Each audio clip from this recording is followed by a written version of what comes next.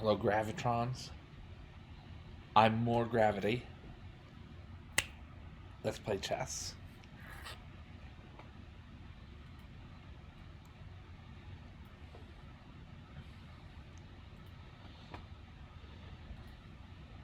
That was a game I played yesterday. And let's see. Play game in 10 minutes per side per game to start.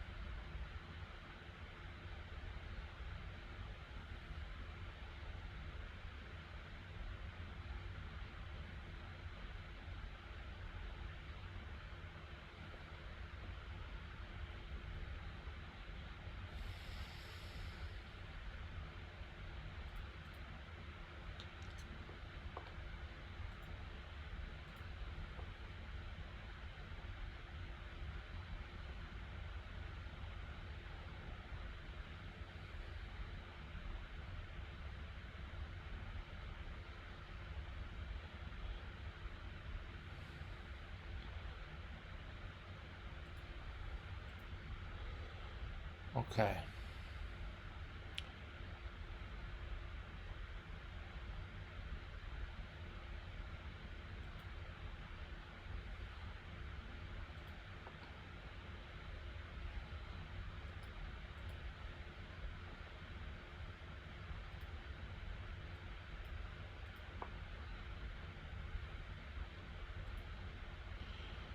Two games against this opponent. Signor Scondola. Signor Scandola. I think it's wordplay, but I don't want to offend either. So me and this Italian chess opponent played these two games. Black won both games. And look, they're both high quality games. Look at this indication by the analysis here. This game is one of the games that didn't really break until the very end. We're like, what, 20, here, 27, 28 moves deep, and the game hasn't found either side with a significant edge until eventually I, playing white, blunder badly with rook c7, and I'm just checkmated right away for it. So that's not all that fun for me, but it's also part of chess. It's keeping your eye on all parts of the board, Sam. And overall, in this game, I thought we both played, except for that last minute allowing of checkmate. These moves were mostly good, and that's borne out by the analysis done by Torch 4. These were all accurate moves, sensible moves. If I should go over it or not, it's let's make that decision later. This game was played first, but we're gonna go over this game for sure, and then probably review the game preceding it as well. Probably, I'm not sure. This game also contested flatly all the way through move 20. Move 27 on either side has proven a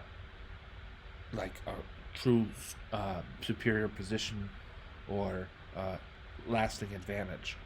So we'll go over this game anyway. This is good.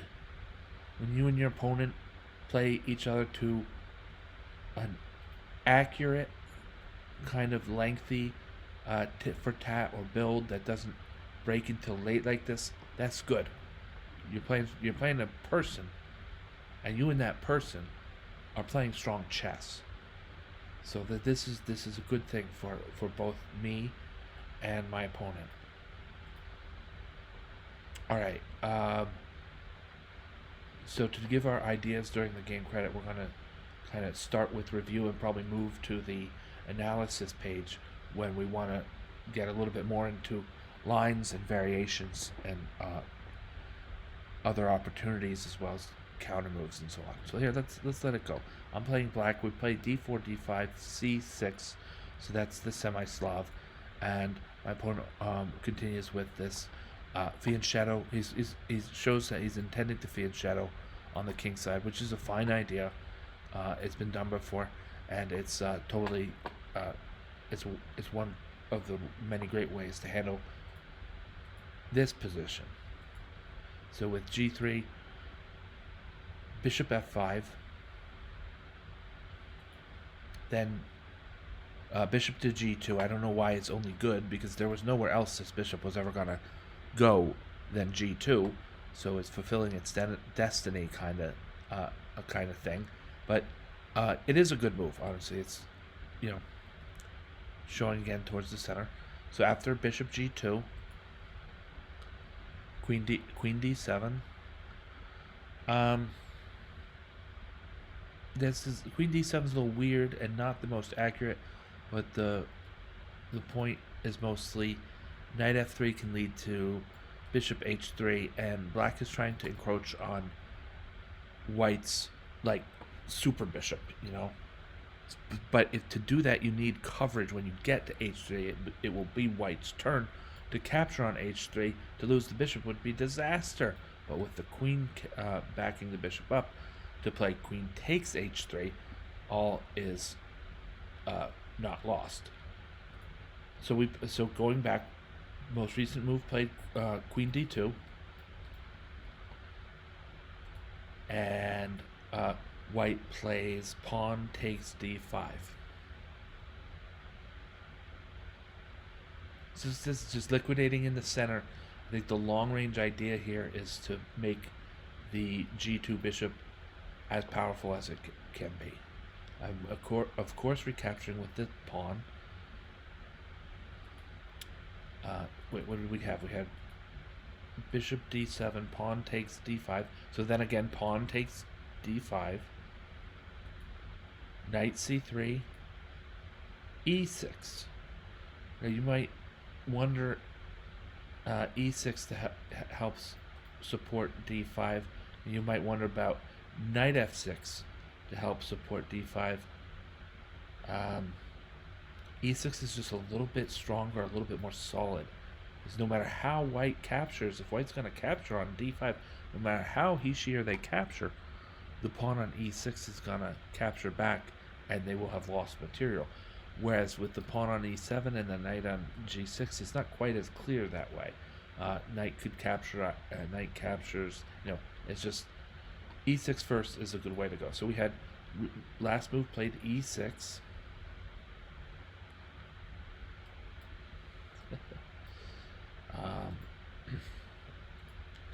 Then knight f3. So this issue about maybe attacking the center pawn has been solved. So my opponent gets on with his, her, or they development with knight f3. Fantastic move. Well, not fantastic. It's kind of routine, but that's the move to play. And I played bishop b4 in response. Get the bishop out.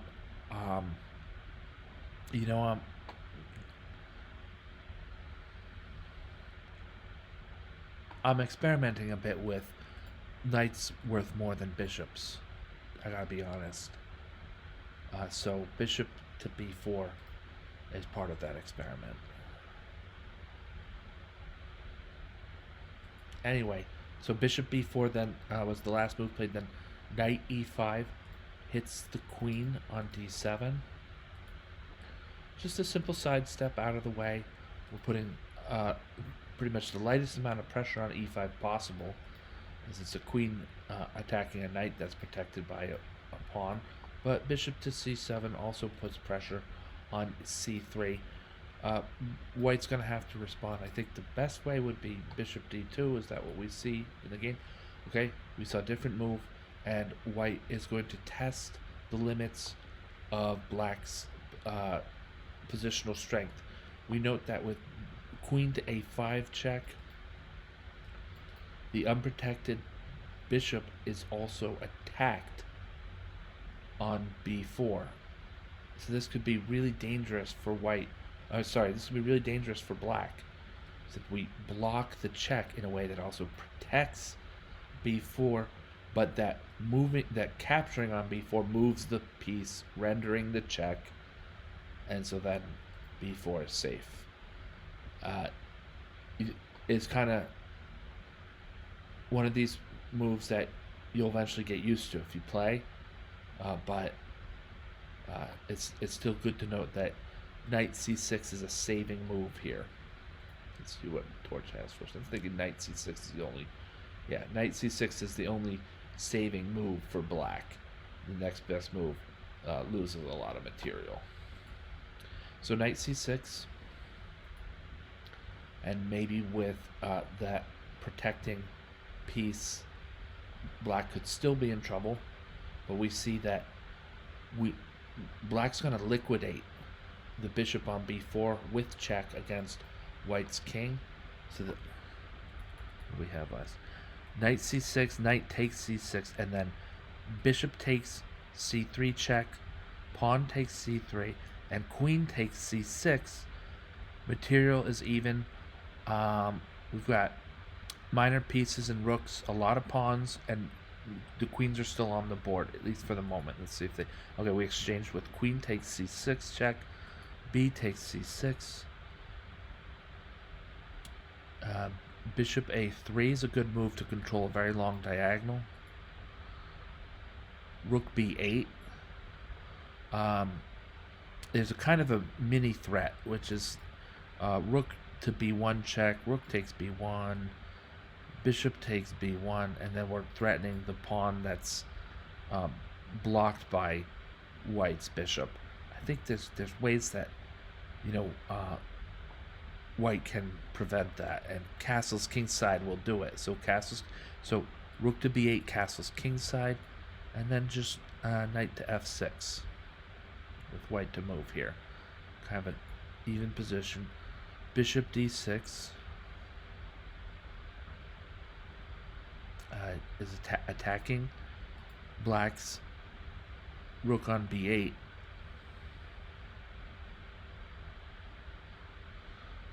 So pretty much black must flee, and he flees to an excellent square on b2. So rook to b2. Pawn to e3. King to d7, scaring away white's bishop on d6. The bishop moves to a solid square with bishop to c5, also attacking this pawn on a7. I want to emphasize this is not a serious attack. The pawn flees to a5, and white has just given up a certain amount of space on the queen side. It's not a big deal, but it's not nothing either. The bishop a3 is a move challenging black to either maintain control of the b file through some sort of acceptable or saving move,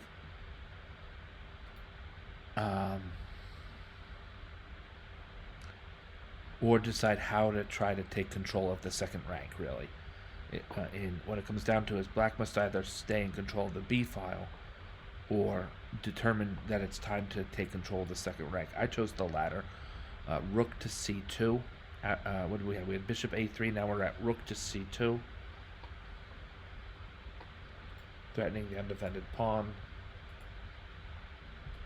And white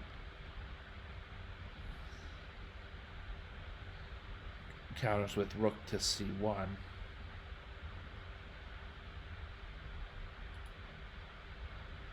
Black rook to b8.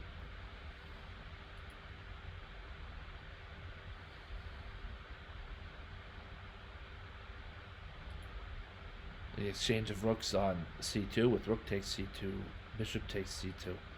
And here's kind of the idea here. As white is more or less probing for weakness with rook to c1, trying to jostle the pieces, have black make a response that's favorable to white and unfavorable to black. I think I found the correct move with rook to b1. No, it's indicated now that this is definitely not the correct move for black. Interesting. Let's see what torch. So rook to b1 has a mistake. Bishop to b1 gets the pawn altogether. All right, yes. All right, we're gonna have to go over this.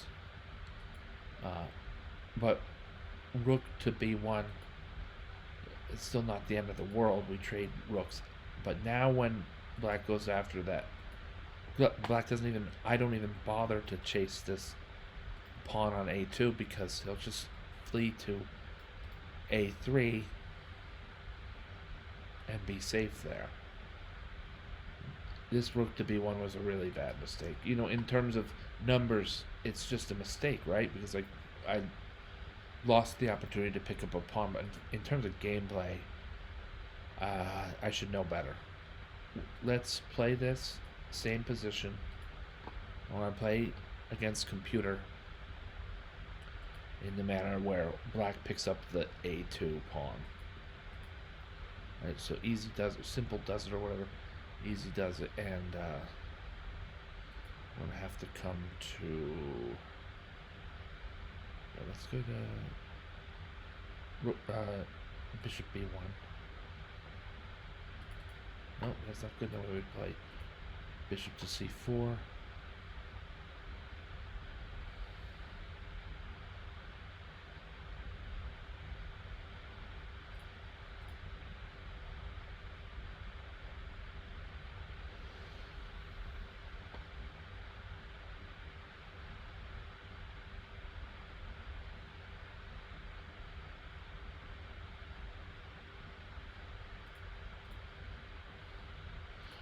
Well, it would have been a complicated endgame anyway.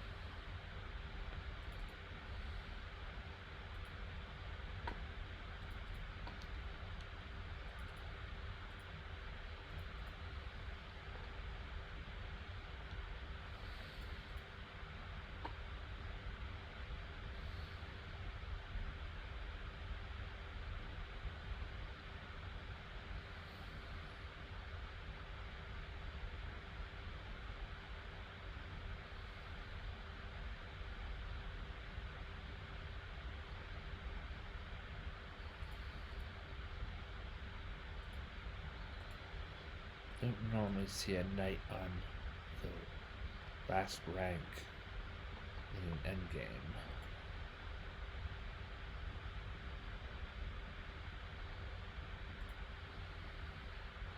One does not simply put a knight on the last rank.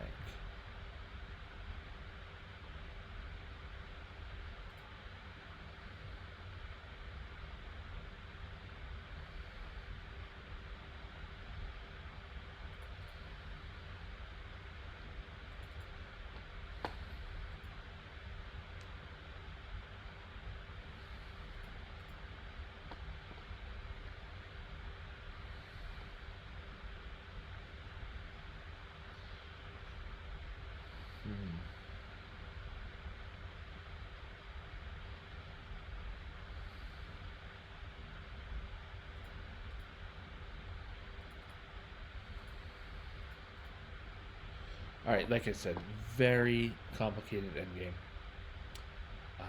I would not win this against the computer.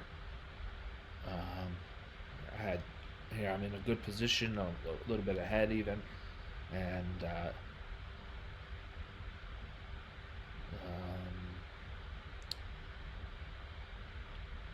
on the other hand, it's a position with multiple pieces still in play, multiple pawns, and the computer's gonna find a way to scrunch me. Plus, I've been doing a few takebacks and even a hint, so this goes into food for thought or something.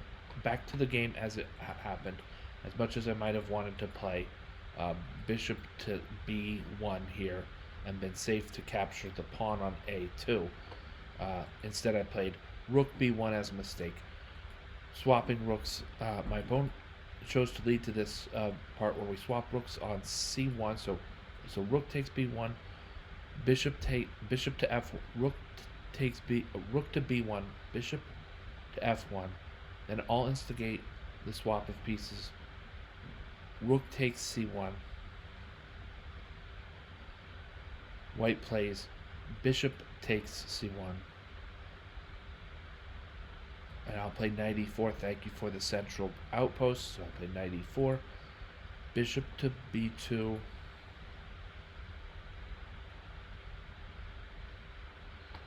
a4. Bishop to g2. Bishop to a2. Now what is white doing with bishop to a2? Clearly this pawn is free to go to bishop to b1. What is black doing? What is black doing with bishop to b1? The pawn will move to a2 and continue to be strong. This is a strategic play. I'm playing white's pawns on the queen side to dark squares. Capture back on when white plays bishop takes e4. I'll capture back with my bishop so as to play bishop takes e4. But nonetheless, we're going to try to see if white's dark squared bishop can be immobilized or made weaker by way of not having enough squares. There's a proud bishop on a mostly open board. There's a lot of pawns, and that's the idea. But as a bishop in the endgame, he only knows 2 squares to which he can move. Alright, so I captured on e4, and then white plays pawn to a3. Black with king to c7, king to f1, king to b6, king to e1, king to b5. The computer's starting to realize that black's long-term advantage, not because king to d1 or king to e1 were really all that bad of a move in the first place. Maybe e1 should have been e2, and then there's the possibility of pushing at f3. But the calculations are starting to show that white's dark squared bishop has long-term issues with its position. So let's see if that pans out. We know it pans out. We just finished the game. I end up boxing the bishop in. But for right now, let's see if that pans out. White plays king to d2. Then we have king to c4. King to c1. Because king to c4 pushes it. White doesn't have any options. Some people would see the pawns on the king side. White pushes pawns on the king side. But sooner or later, this confrontation over here on this part of the board is going to occur. Black's going to stymie any kind of pushes on the king side in some formation or another. But this is going to be the telltale. With king to c1 as a try to hold on to the bishop and maybe burst through with a move like c4. Actually, here with white to move, I would almost recommend c4. Black has just played king to d3, and white plays king to d1. And then one of the key moves, bishop to f3, forces white quite literally to choose the king side or the queen side. Either way white forces, I'm going to go the other way and either pick up a bishop on b2 or a1, or pick up a key pawn on f2 that allows me to then also pick up a pawn on e3, and black is doing very well. My opponent chose king e1, king c2, bishop a1, and with king b1, we see that white's going to lose his dark squared bishop, and so my opponent resigned. A very respectful resign, not too early, not too late, after not one but two great games, and there's a lot of good chess played along the way. I do want to go over, so at this point I'll play bishop f3. Let's play this out against practice. I want to demonstrate that hanging on to the bishop is still losing for white. Bishop f3 check. And Torch, running the computer on maximum, plays king to c1, holding on to it's the only way to hold on to the bishop. But like I said, my king goes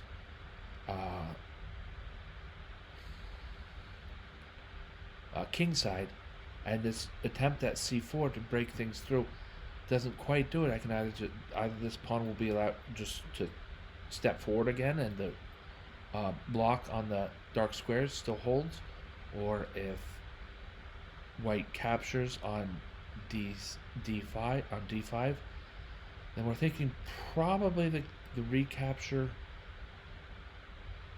is with the e pawn. It's not 100% clear. Maybe this c pawn. Well, let's see. Is c4? I'm not capturing here because I don't like the way that affects the structure. Let's capture on f2.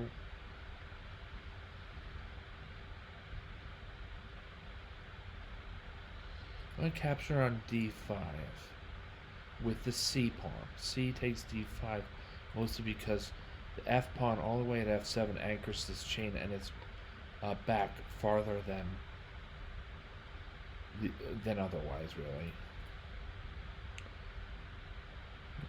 Capture another pawn.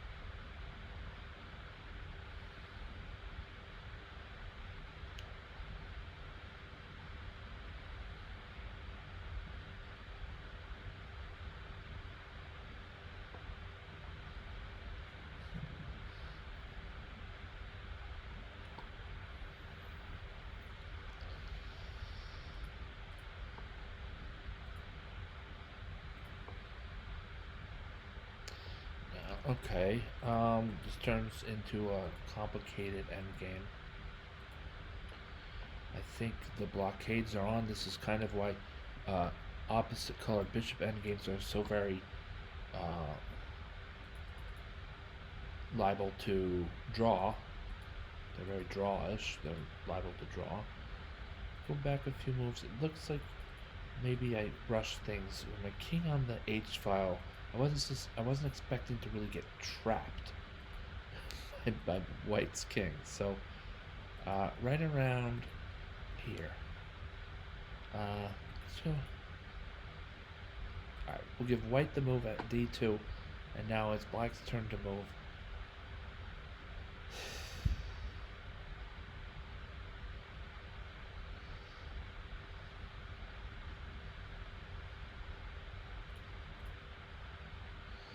Yeah, kind of guys. Sometimes you gotta spend money to make money, they say.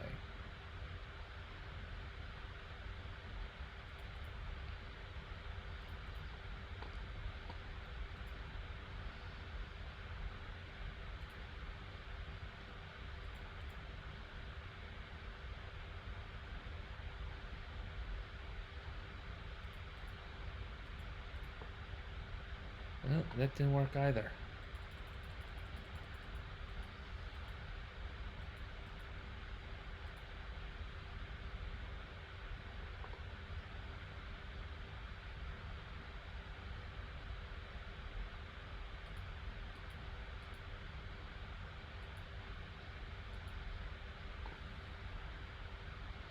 Maybe it's a draw. I'm not doing that. I already tried that.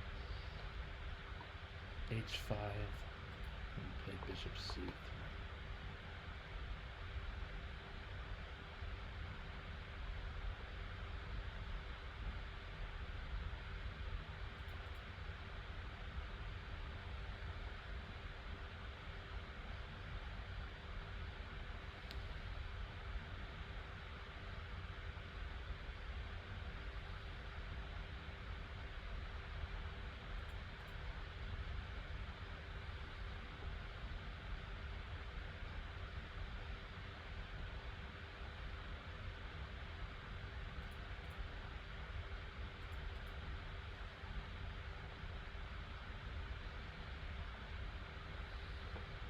All right, so let's let the computer see. I want to see if the computer can solve it better. We played. The computer played king to d2. We're just gonna hint out.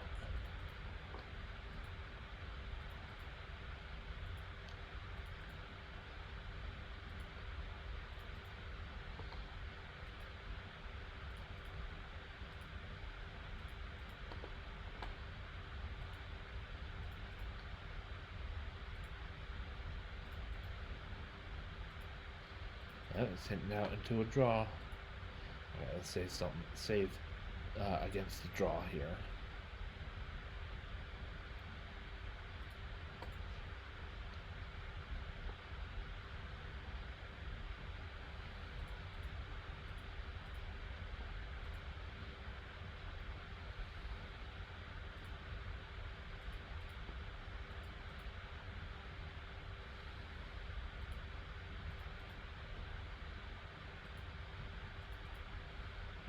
Yeah, no, this draw is demonstrated here that this is a fortress. I think.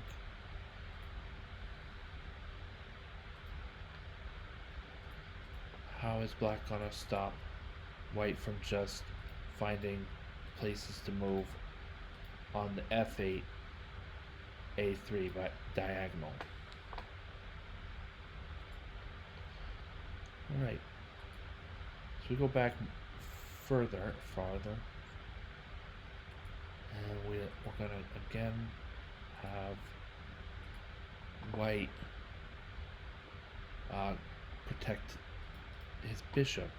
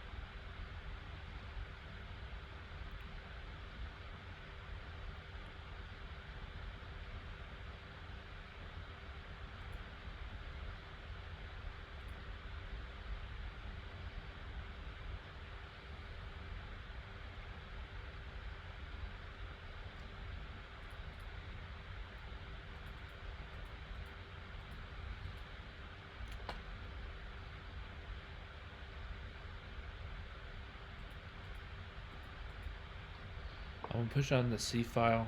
No, I'm not, because the bishop covers it. Okay.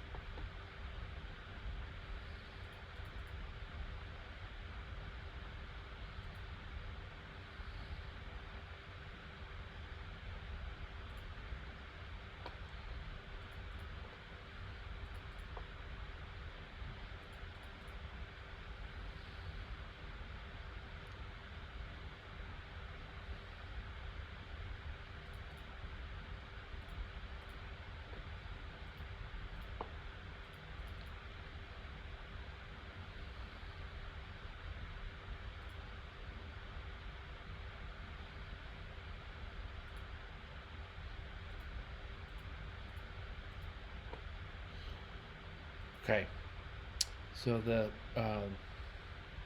story to all that was mostly pawn takes c4 for black. At some point here, right around here, white tries to break free with pawn to c4, uh, noticing that otherwise his bishop's going to need to be guarded for the rest of the game. So pawn to c4, and then black should capture here. Is what I'm saying. I assert black should probably capture here. The win demonstrated that even if white gets the pawn sitting on g7, where you feel like, oh shucks, if I just had time to move it to g6, he wouldn't have gotten any pawn. Not to worry. Black will capture enough pawns in the next moves. King takes f2, king to g2, king takes h2, and 3 is kind of over under for converting an opposite colored bishop's endgame. If you have 3 more pawns than your opponent, you're just barely likely to convert that for a win instead of a draw, and you probably don't have much to worry about in terms of a loss. Some situations, yes, but overall, 3 pawns is just barely enough to you're probably gonna win. 5 pawns, and it's like, yeah, you should win. 1 or 2, and usually the defending side can set up a blockade. Oftentimes pawns end up stopping on the same color as their bishop, as you see in this diagram. And the position just becomes not untenable. What would be the word? Immobile.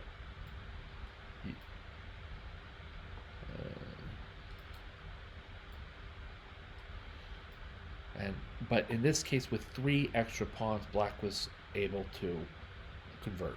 So let's take a look. Move 39.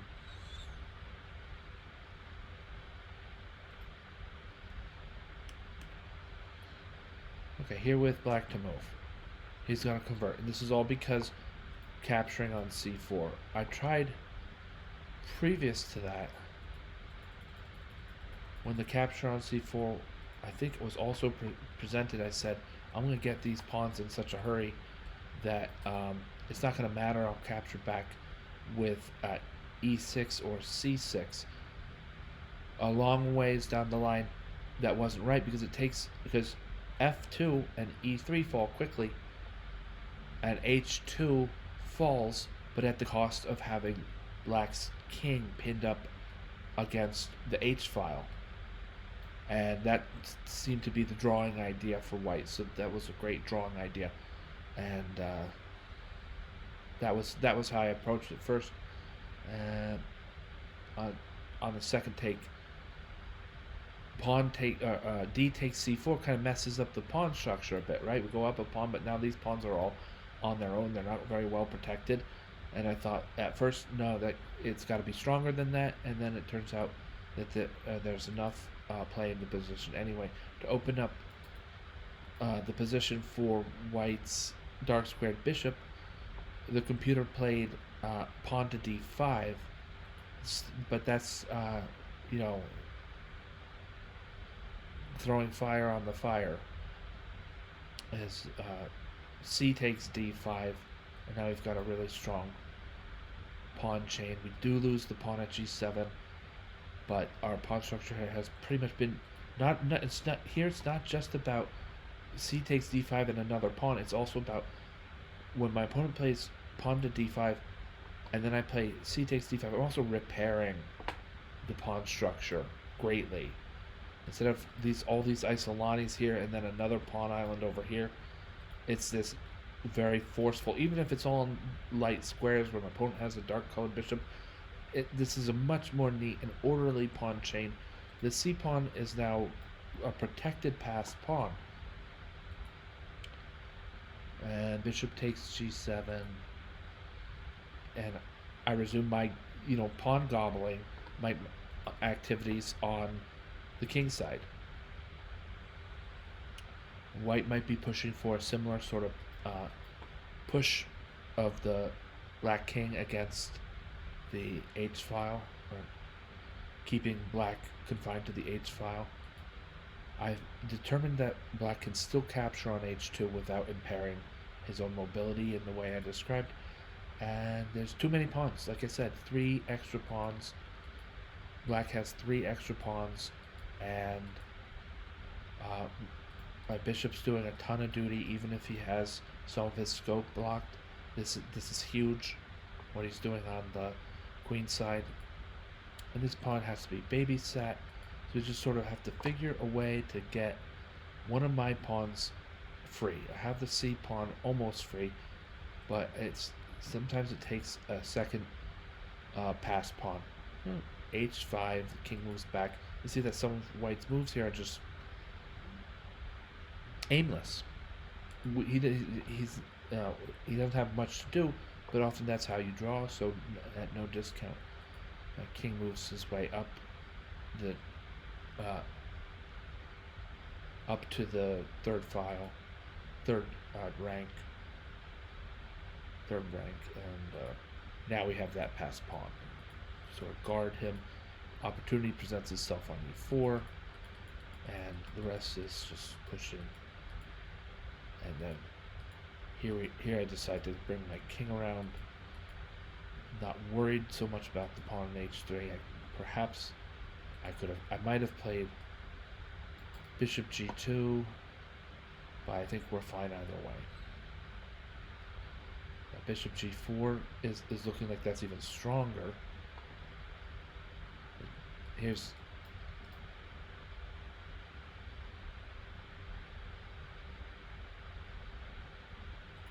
Bishop g4 is stronger. Very often the structure, like bishop g2, this is very strong in the endgame. As the white king is the only piece on the board that can assail this bishop, dropping him back to g4 is better, because once the king gets there, in order to capture that bishop, he's losing enough ground against the h3 pawn that gets pushed, who by the time anybody's ready to scramble to it, they're either on wrong square or just one move too late. We see the h pawn promote to queen on h1. but and that being said, this structure here with the bishop on g4 and the pawn on h3 is also very strong. And we were talking the other day about pawns that are set up like this, right? This is a black pawn on a light square. This is a black pawn on a light square. As soon as and White's king's somewhere where he can monitor advances of the d pawn. Very often black will just keep these pawns right where they are. When it comes time, White will have to either just keep his king there or bite against the e6 pawn, which gives the d4 pawn the starting gun, and the white king will not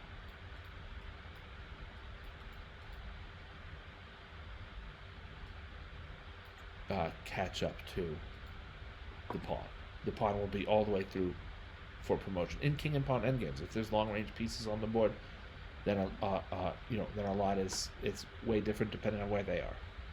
All right.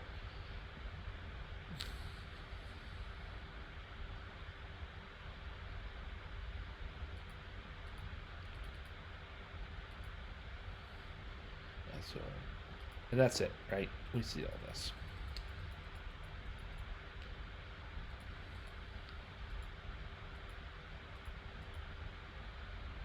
Okay.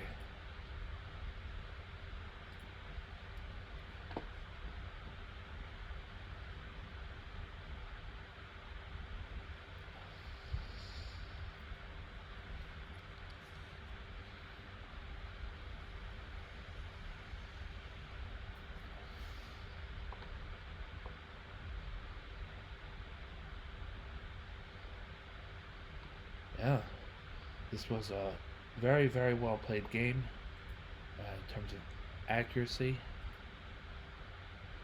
Like I said, it broke very late. The slightest of mistakes by my opponent, but then I pounced on it. This is a high level game. I'm really glad to have played this.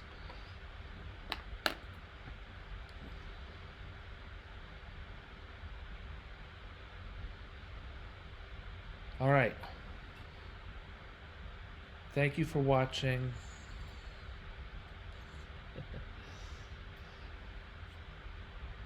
Thank you, Gravitrons. I'm more gravity.